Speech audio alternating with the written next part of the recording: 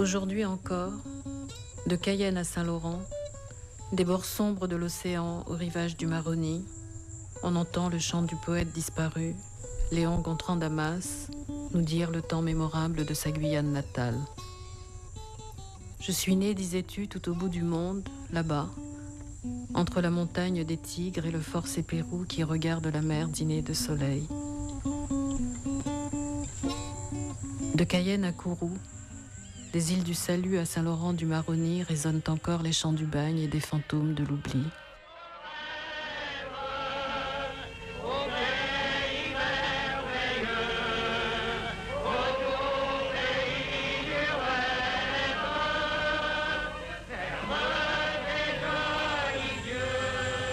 Des fleuves et des forêts, de l'or et de la sueur, des villes et des villages, on entend les chants des origines singulières et des solitudes inquiètes. Maman t'es parlé pour moi, il dit mon petite chérie, mon cavoyer à l'école, apprendre compter qu'écrit, pour demain il servit apprendre connaître au pays, mais écouter une belle parole, tout l'ombre planté ici.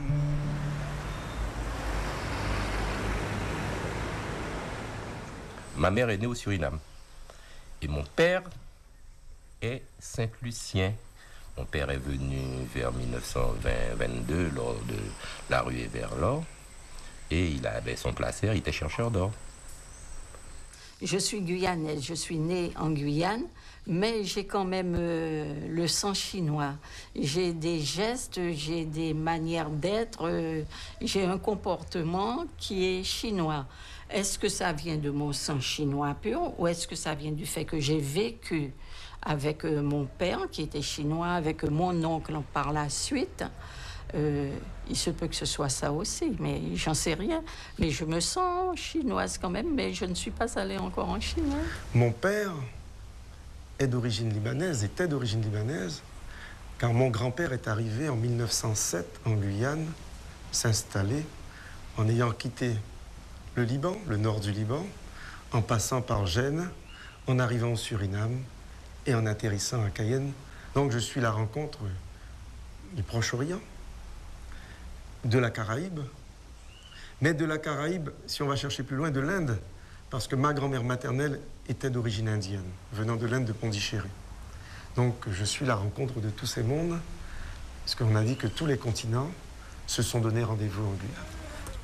Je viens du Brésil, du nord du Brésil, dans une ville à São Luís, qui était colonie française. Et ça fait 28 ans que je suis à Cayenne.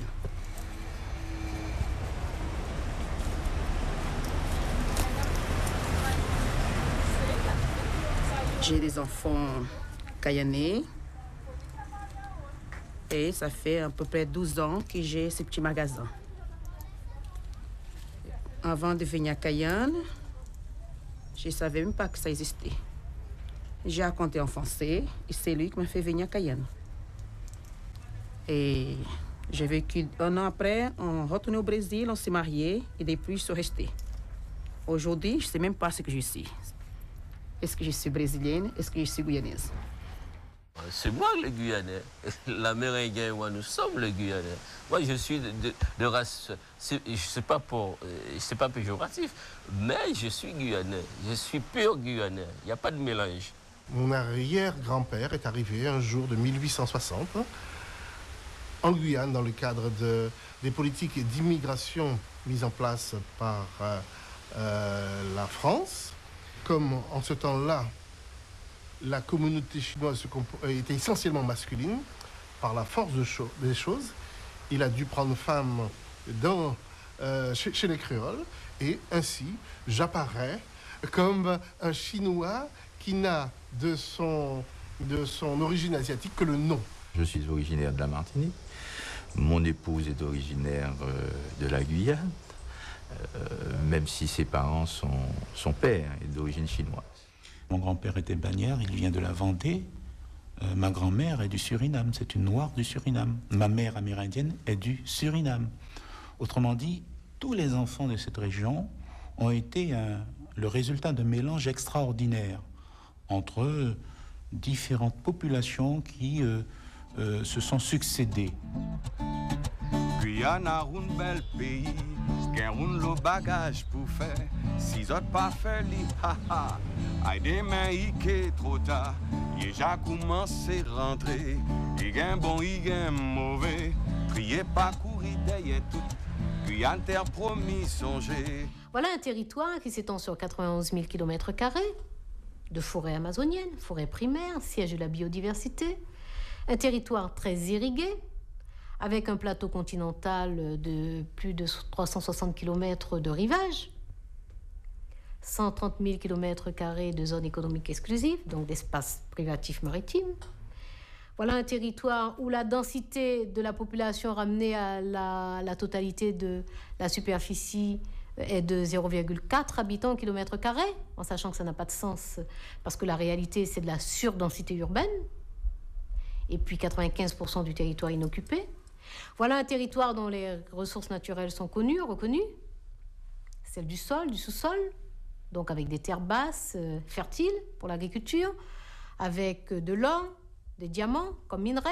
Voilà un territoire qui a tout ça, qui a à peine 200 000 habitants et où on connaît 30% de taux de chômage. Où on a une économie informelle qui occupe à peu près 40% de la population active, c'est-à-dire de gens qui sont dans la précarité, qui sont obligés d'inventer tous les jours des moyens de survivre. C'est une aberration.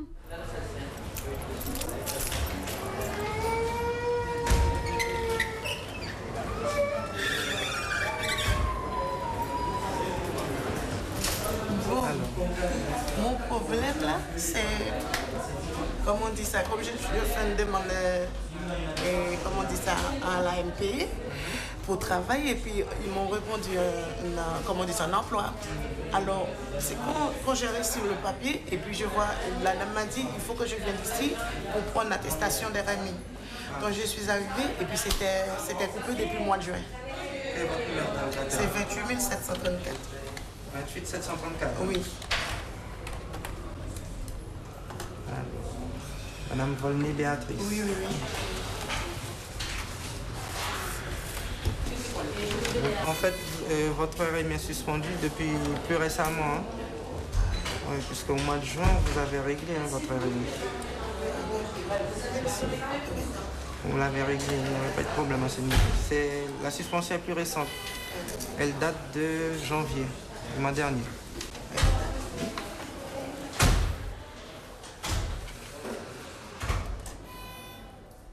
Or, cette société, qui n'est pas perçue pour ce qu'elle est, ni par les pouvoirs publics, ni malheureusement, très souvent, par nous-mêmes et par ceux d'entre nous qui prennent la parole et qui portent la parole au nom de tous, cette société est constamment laissée pour compte. Elle est constamment hors champ, elle est constamment hors décor.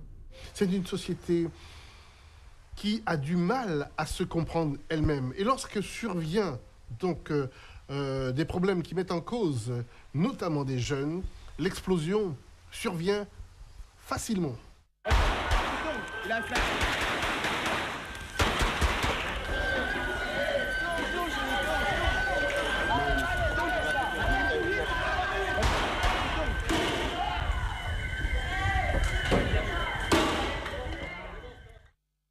Cette année-là, tout commence de manière presque banale. Une foule de jeunes gens défilent dans les rues de Cayenne, des sourires, des mains qui se tiennent, des chants et des cris joyeux. Les lycéens ont quitté leur salle de classe, ils manifestent. Premier acte d'une protestation dont la ville découvre les motifs. On apprend notamment que le manque d'un professeur déséquilibre toute la vie scolaire. Nous n'avons pas de professeur pour assurer les cours. Nous avons une salle d'informatique, une salle de maintenance informatique non assurée par un spécialiste. Insécurité aux abords du lycée. Alors nous estimons que ce sont quand même des motifs pour faire une manifestation.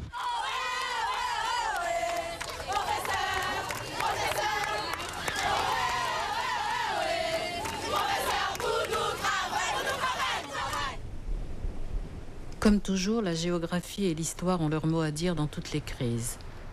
Aucun manifestant n'en parle pour le moment, mais chacun sait que la Guyane dépend du rectorat de la Martinique, situé à 2000 km de Cayenne.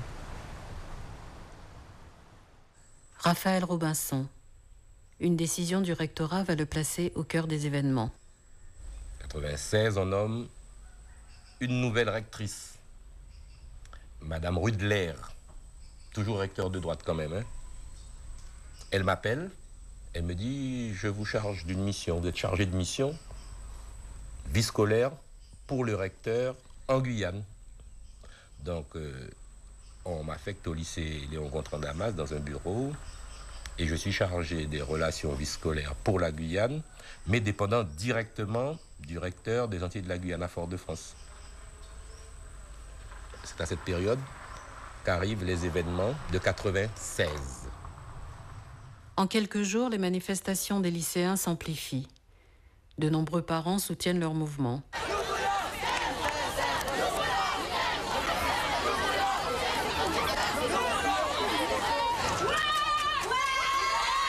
Nous sommes là parce qu'un professeur de SMS est absent de son poste depuis déjà plusieurs semaines.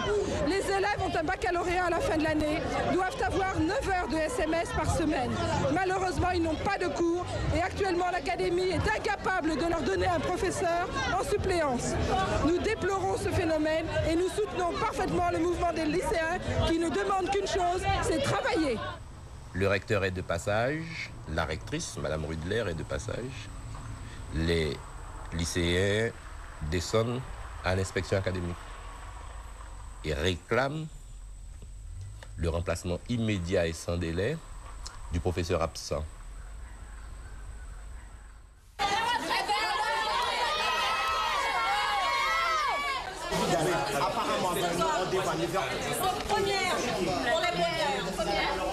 Nous avons soumis tous les problèmes au recteur.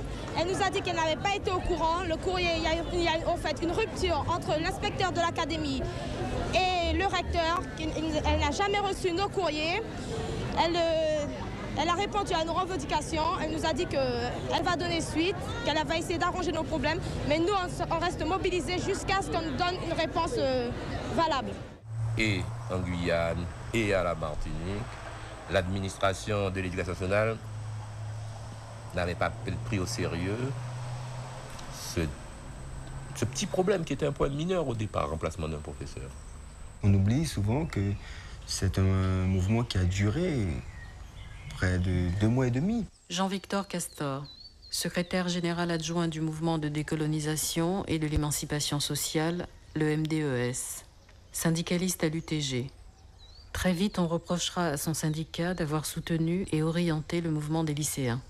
Et pendant ces 2 mois et demi, c'était des milliers de jeunes qui étaient dans les rues et qui ne trouvaient pas d'interlocuteurs.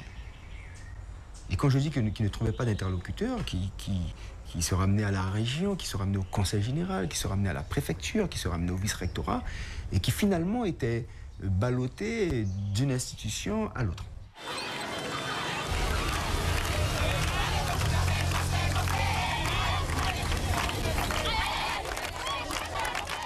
Après leur rencontre peu probante avec le recteur, les lycéens tentent d'obtenir des solutions du côté du préfet et du conseil régional.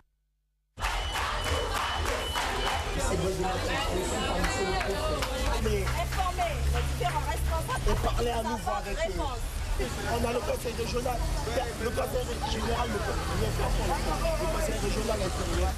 Dès l'âge de 18 ans, je peux dire que j'ai toujours manifesté et toujours milité.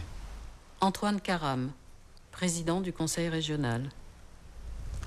Et c'est la première fois qu'un événement d'une telle ampleur arrivait dans un pays où cette fois, j'étais de l'autre côté, entre guillemets, de la barrière, c'est-à-dire que j'étais devenu un élu exécutif dans ce pays et où la région que je dirige, dont je suis l'exécutif, s'en trouvait confrontée, puisque de par ses compétences au niveau des lycées, il fallait que je reçoive des manifestants, que je discute avec eux et que je gère cette situation. À ce stade des événements, le préfet semble attendre les recommandations des ministres concernés. Les lycéens restent dans l'expectative. La plupart des organisations syndicales sont attentives à leur mouvement.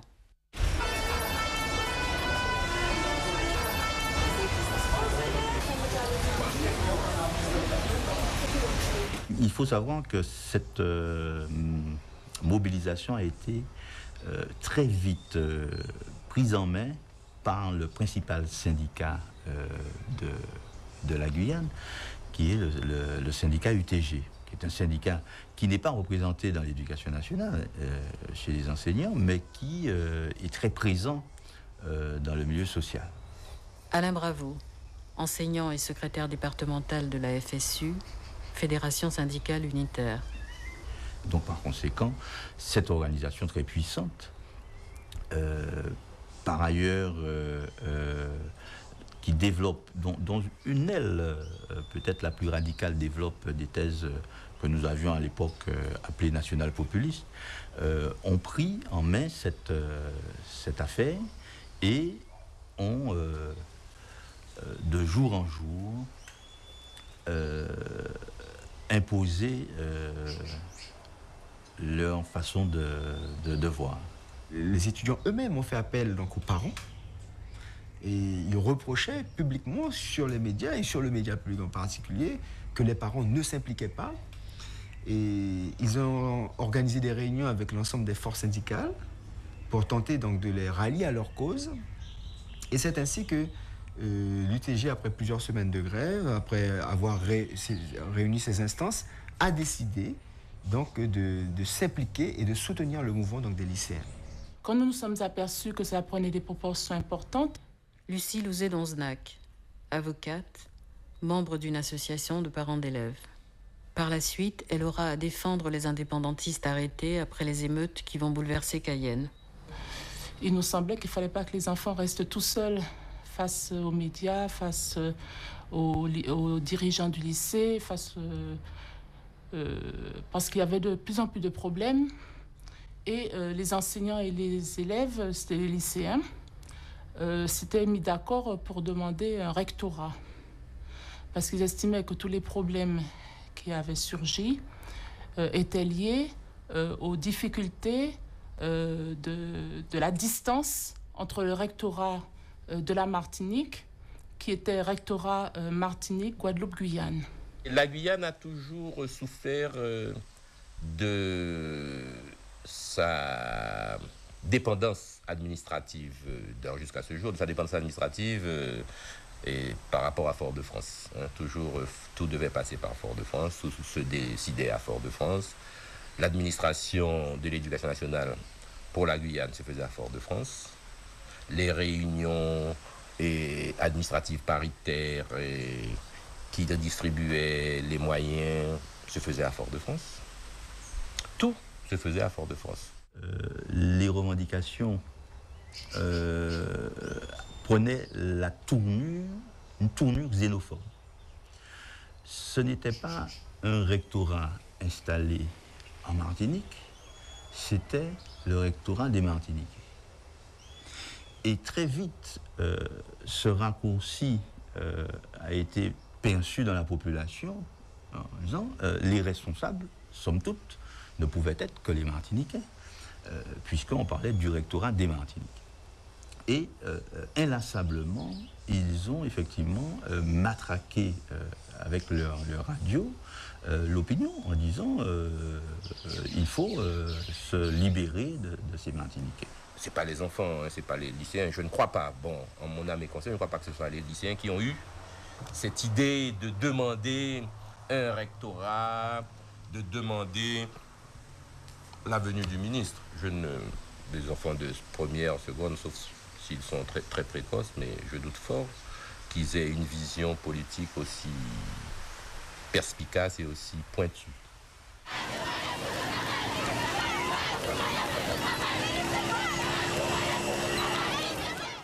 Je me rappelle de façon assez précise comment, je dirais, les hostilités se sont ouvertes. Christian Rava, secrétaire général de l'UTG, l'Union des travailleurs guyanais. Donc je parle des vacances de la Toussaint, je ne sais pas trop les chiffrer aujourd'hui, mais je me rappelle bien que le marathon successif des entretiens, conseil général, régional, le recteur, etc., les jeunes donc décident de rencontrer le préfet d'Artou. C'était le 7 novembre 1996. En ce début du mois de novembre 1996, le mouvement des lycéens se durcit vis-à-vis des institutions. À compter de cette date, et pendant plusieurs semaines, il occupe le premier plan de l'actualité régionale. Les événements ont débuté à 19h hier soir. Des élèves des 3 lycées, Eboué, Michotte et Max-Joséphine, sont enfermés dans l'hôtel préfectoral. Après une semaine de grève, c'est le siège à la préfecture. Et à 21h, plus d'une centaine de personnes sont regroupées devant la préfecture. À l'intérieur de l'hôtel préfectoral, toujours la délégation des lycées. Avec eux, Pierre Dartout, le préfet, et des forces de l'ordre. Le préfet, pendant des heures, tentera de sortir de la préfecture, mais en vain. La population cerne toutes les issues. Des gens commencent à s'impliquer, des gens viennent voir sur place ce qui se passe. Et donc, on est effectivement avec des milliers de personnes autour de la préfecture et on sent la tension monter. Quelques jeunes commencent à lancer des cailloux sur le toit de la préfecture, etc. La préfecture elle-même, elle est bien protégée. Il y a les forces de l'ordre. Et d'un seul coup, à l'avant de la préfecture, moi, je ne voyais pas ce qui se passait, moi, personnellement. On entend des cris, on voit des personnes courir. Et on se rend bien compte qu'il y a eu donc une charge qui a été ordonnée donc, aux forces de l'ordre pour faire évacuer les jeunes qui étaient donc à l'extérieur et à l'intérieur de la préfecture.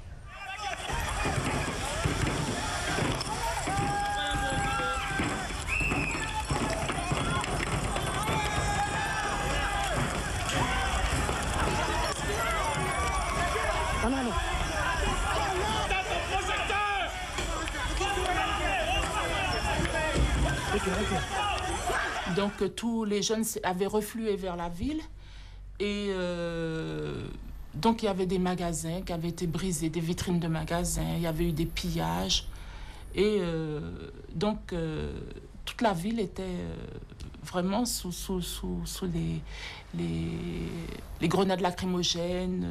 Les jeunes ont commencé donc à affronter les forces de l'ordre et c'est ainsi qu'on a eu la première nuit d'émeute, la fameuse première nuit d'émeute à Cayenne. C'est après le départ des lycéens que la tension commence à monter. Très vite, des éléments incontrôlés s'activent au milieu d'un balai de 2 roues qui sillonne la ville pour indiquer les cibles les plus sûres, celles nombreuses qui ne sont pas défendues par les forces de l'ordre.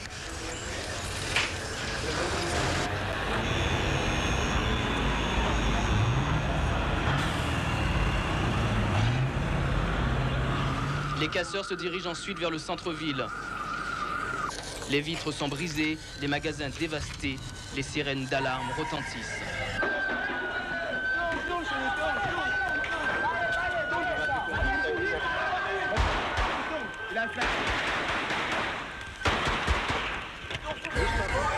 Dans les quartiers commerçants, les forces de l'ordre tentent alors de repousser les pilleurs. Gaz lacrymogène, grenades à blanc, des moyens d'une riposte ferme.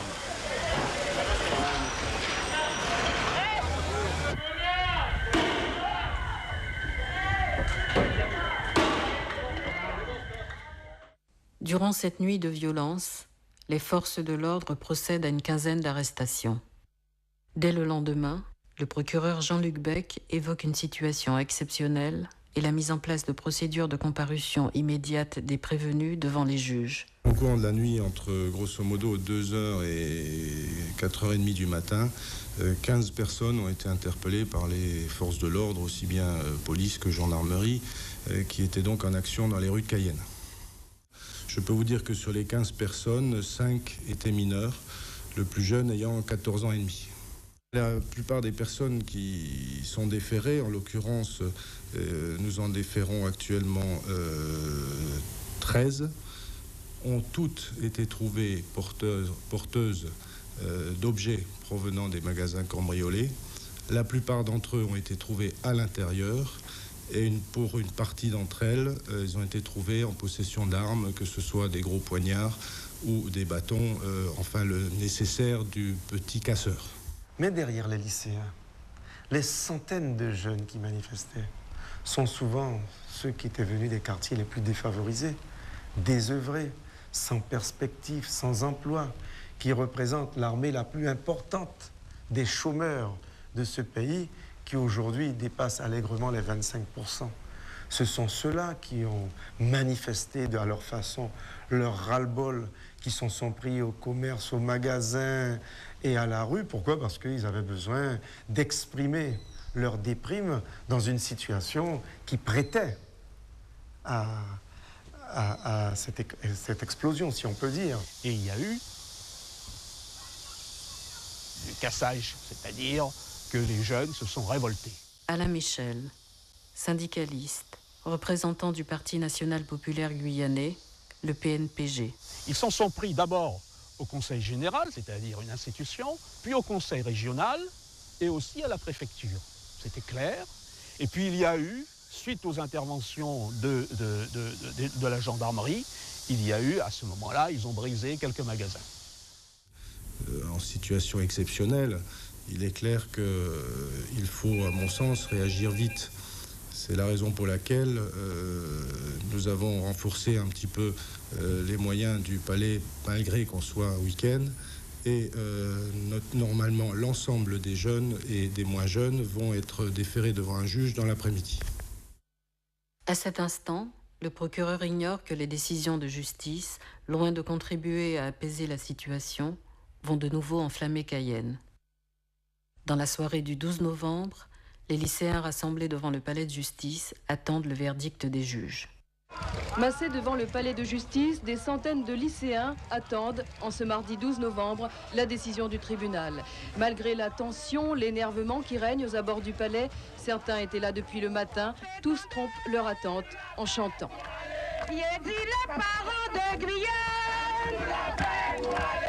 Et puis, vers 19h30, la sentence. Prison ferme pour les 7 prévenus interpellés en fin de semaine dernière, dans la nuit du 7 au 8 novembre, pour certains en possession d'objets volés, pour les autres arrêtés pour tentative de vol. Et c'est l'indignation, la colère. Les mots « justice coloniale » fusent parmi le public venu assister à l'audience. La justice s'est prononcée d'une façon sévère afin de donner une démonstration de sa justice en colonie. Cette justice, nous la rejetons. Et à l'extérieur du tribunal, c'est immédiatement la riposte. Elle est foudroyante. Cayenne est repartie pour une nouvelle nuit d'émeute. Première cible, le palais de justice. Le bâtiment essuie de nombreux jets de pierre. Quelques minutes plus tard, les forces de l'ordre arrivent. Elles se déploient instantanément aux alentours. Puis, la principale voie commerçante, l'avenue de Gaulle, est entièrement investie par les gendarmes mobiles. Ils prennent ensuite possession de Cayenne, quadrillant toutes les rues. Les manifestants sont refoulés à la périphérie et toute la nuit, des ondes de violence secouent les abords immédiats du centre-ville.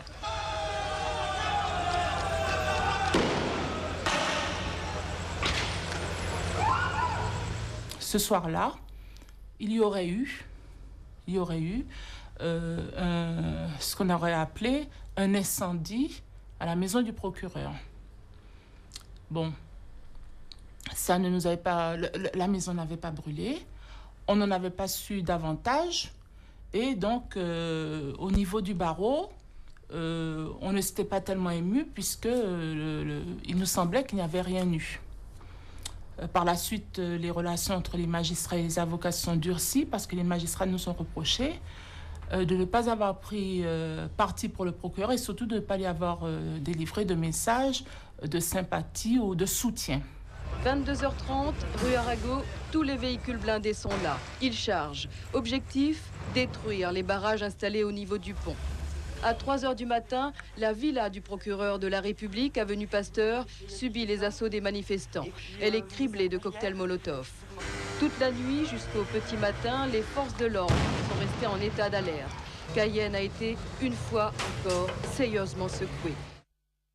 Au cours de cette nuit, l'attaque ou l'hypothétique incendie de la maison du procureur marquera les esprits. Les magistrats parlent aujourd'hui de tentatives d'intimidation et le syndicat de la magistrature monte au créneau et il condamne. Les violences et les dégradations matérielles qui ont suivi le prononcé des décisions concernant des personnes interpellées suite aux infractions commises dans la nuit du 8 au 9 novembre.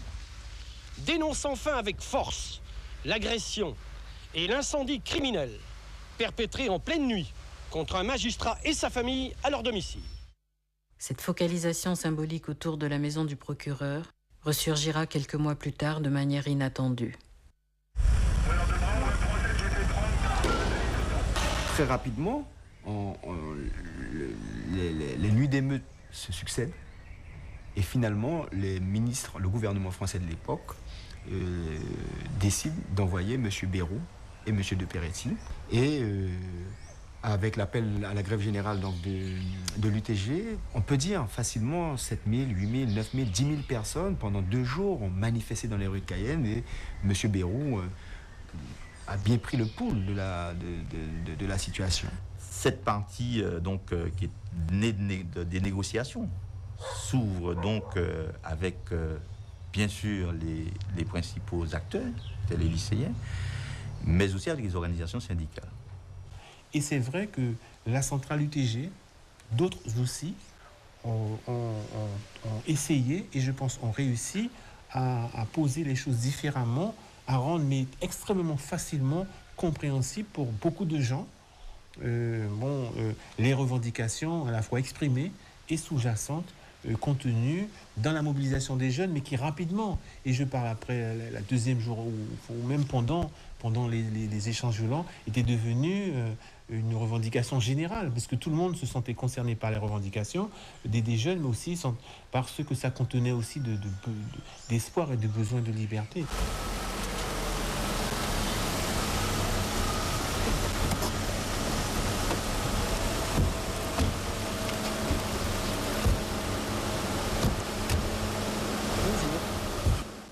Nous avions été reçus donc par François Bayrou et de Peretti. Et je me souviens d'une question, c'est pas une question, c'était une phrase qui avait échappé à François Bayrou. Après avoir écouté, il a dit « Qu'est-ce que je peux faire ?» On a senti un désarroi profond d'un ministre qui se rendait compte que les problèmes paraissaient tellement énormes qu'il était désemparé. Nous avions, nous, répondu que la principale revendication, c'était un rectorat de la Guyane. Et il nous a dit, on fera changer la pancarte. C'est-à-dire qu'on va enlever l'inspection académique de la Guyane et on mettra rectorat de la Guyane. Nous avions été outrés. Ça parce que il disait en clair qu'il ne s'agissait pas de traiter un problème de fond, qu'il allait le traiter sur la forme. Au sujet de la décision du ministre d'accorder un rectorat à la Guyane, les interprétations divergent. Si certains y voient un changement formel, d'autres la considèrent comme une victoire essentielle.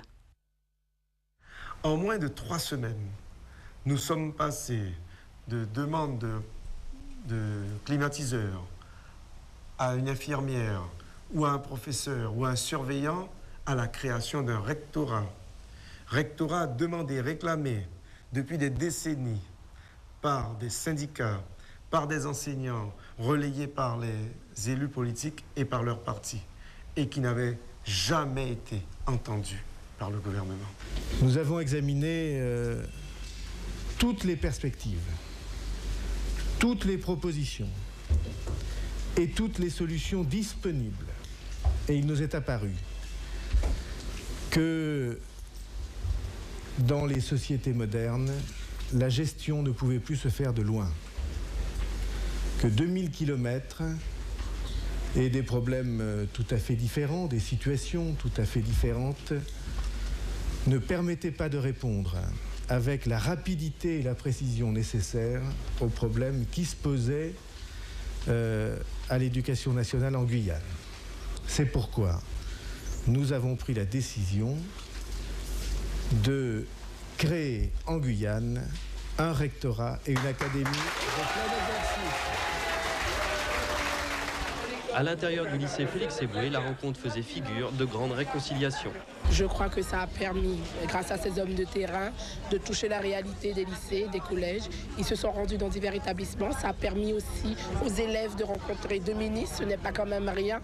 Ils ont pu toucher du doigt. Ils ont vu les conditions de travail des élèves. Et je crois que ça, c'est important. Et ça restera marqué dans la tête de tous les élèves de Guyane. Après la grève des lycéens, la mobilisation pour la création du rectorat, toute la société guyanaise s'est mobilisée pour créer ce qu'on appelait les États généraux. C'est-à-dire que des groupes de réflexion se sont créés autour des partis politiques, du MDES, du PNPG, des syndicaux, des syndicats et de la société civile en général, et même des patrons, pour dire qu'il y avait une crise importante économique qui sévissait en Guyane et qu'il fallait chercher d'où elle venait. Et d'ailleurs, quand le rectorat a été créé, M. Bayrou lui-même avait dit qu'il était impossible de gérer à 2000 km. Alors donc on avait saisi la balle au bon pour dire s'il est impossible de gérer l'éducation nationale à 2000 km, comment pouvoir gérer l'économie d'un pays à 8000 km? Avril 1997, à l'initiative des socioprofessionnels, une concertation s'instaure entre les forces vives et le pouvoir central. Les assises du développement sont organisées en Guyane autour de la nécessaire adaptation aux spécificités locales. Toutes les Guyanaises et tous les Guyanais qui se sentent concernés par leur pays dans les 20 ans, dans les 30 ans à venir, doivent se sentir mobilisés et venir eux-mêmes. S'ils n'ont peut-être pas été invités parce qu'on les a oubliés, parce que ceci ou parce que cela, il ne faut pas se poser ce genre de questions-là. Il faut venir. Il se passe quelque chose dans le pays. Il faut venir. À partir de ce moment-là, la situation semble s'apaiser. Pourtant, parallèlement aux débats qui se multiplient sur l'avenir de la Guyane, l'affaire de l'incendie de la maison du procureur va revenir sur le devant de la scène et relancer la tension. Le 7 avril 1997, j'ai été arrêté dans la rue au sortir des commissions que je faisais chez un Chinois, puis conduit au commissariat de police, puis perquisitionné à mon domicile, et le lendemain transféré vers 14h, 15h à la Martinique. C'est dans ces conditions que Alain Michel arrivant en Martinique pour l'interrogatoire de première comparution, je me présente avec lui devant le juge d'instruction et qu'on apprend qu'il est accusé d'avoir avec plusieurs jeunes, 12 personnes, 13 personnes même, d'avoir donc mis le feu à la maison du procureur, provoqué un incendie dans la maison du procureur. Un beau matin, à 6h, la sommation, c'est la police. Et effectivement, on ouvre la porte, ils avaient déjà le bélier métallique pour pouvoir la démolir. Je suis menotté. Depuis ce matin, l'avenue principale de Cayenne, l'avenue de Gaulle, est occupée par les forces de l'ordre. Un dispositif mis en place au moment de l'interpellation de 2 leaders et militants UTG par les enquêteurs du SRPJ. Jean-Victor Castor, interpellé à son domicile, qui a été perquisitionné par la police judiciaire, et Fabien Canavi, interpellé, lui, sur son lieu de travail. Son domicile a également été perquisitionné. 2 interpellations dans le cadre de l'enquête sur la tentative d'incendie de la maison du procureur en novembre 1996 lors des émeutes de Cayenne. Le SRPJ des Antilles-Guyane a agi aujourd'hui sur commission rogatoire du juge Plantier de Fort-de-France, chargé de cette affaire.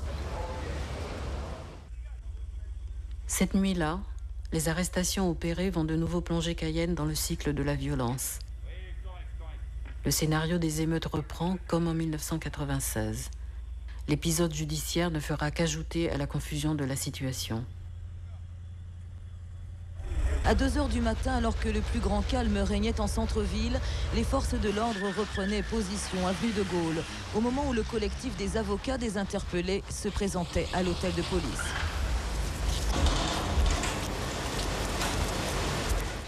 Et ensuite, quelques jours plus tard, il y a donc Jean-Victor Castor, Fabien Canavi, Daniel Prévost et une 4e personne que j'oublie, ont été transportés, eux, par bateau.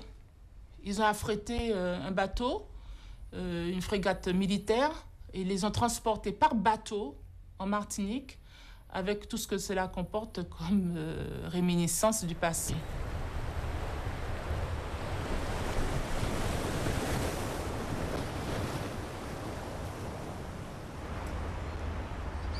Finalement, après plusieurs mois de détention préventive en Martinique, les détenus guyanais sont jugés. L'issue de leur procès mouvementé mettra un terme définitif aux procédures engagées après l'affaire de la maison du procureur. Les magistrats ont dit qu'il n'y avait pas d'éléments à charge. Hélène Sierder, avocate, bâtonnier et membre du Conseil de l'ordre du barreau de la Guyane. Et que l'enquête qui avait à l'époque été dirigée par le procureur de la République, qui avait à la fois la casquette de victime et à la fois celle d'enquêteur, eh bien ces magistrats ont dit qu'il n'y avait aucun élément matériel qui pouvait prouver la tentative d'incendie. Ça veut donc dire quoi? Ça veut donc dire qu'on a fait fi au niveau juridique de l'infraction supposée. Il est incontestable que le pouvoir politique à l'époque a visé le mouvement indépendantiste et que pratiquement ont été transférés vers la Martinique des syndicalistes, d'autres personnes, mais pratiquement des syndicalistes et en tout cas de nombreuses personnes qui avaient des idées indépendantistes. Les événements de novembre 1996 et les autres émeutes de 1998, après les arrestations, ont représenté l'aboutissement d'un cycle de crise économique et sociale majeure depuis 1992, à la suite des grands chantiers régionaux. Ce qui veut dire que, au-delà des émeutes ponctuelles, c'est un climat qui a conduit à une telle situation économique et sociale fortement dégradée. Fallait-il continuer à vivre un tel cycle, telle période? Fallait-il se mettre autour d'une table, commencer à réfléchir et dire c'est bien beau de manifester et de se battre, mais il faut aussi que nous puissions discuter entre nous pour savoir ce que nous voulons vraiment pour ce pays. Il me semble, avec le recul, et la réalité me conforte dans cette analyse que je fais, c'est que les syndicats veulent une transformation de la société, de la vie guyanaise. Je crois qu'ils fustigent les pouvoirs politiques qui sont en place, qui sont dans un consensus statique, je dirais, et qui veulent faire transformer cette société. Ils agissent dans un cadre légal, mais ça n'est pas du tout, à mon avis, un syndicalisme réformiste, c'est plutôt un syndicalisme de révolte. Mais alors ils ne maîtrisent pas la suite, les événements.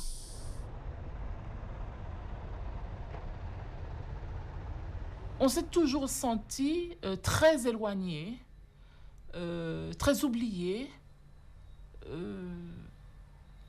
C'est-à-dire que jusqu'à maintenant, je pense que la crise n'est pas passée et qu'en Guyane, ça fait au moins 6 ans qu'on attend un changement.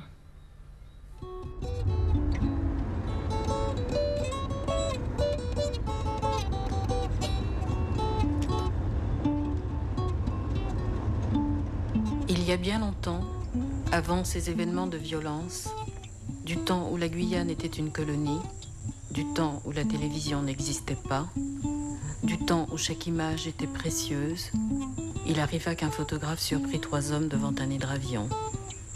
La scène se déroulait quelque part au bord du fleuve Mana. À droite, le personnage qui tient une sacoche a l'apparence d'un homme d'affaires. Pourtant, c'est un poète. En 1938, Léon Gontran Damas, le poète, est un jeune homme de 26 ans. Il traverse alors la Guyane de part en part et en rapporte un texte foudroyant de lucidité. Pour résumer les malaises qu'il discerne, il écrit « C'est la trop vieille enfance de la Guyane qui dure encore.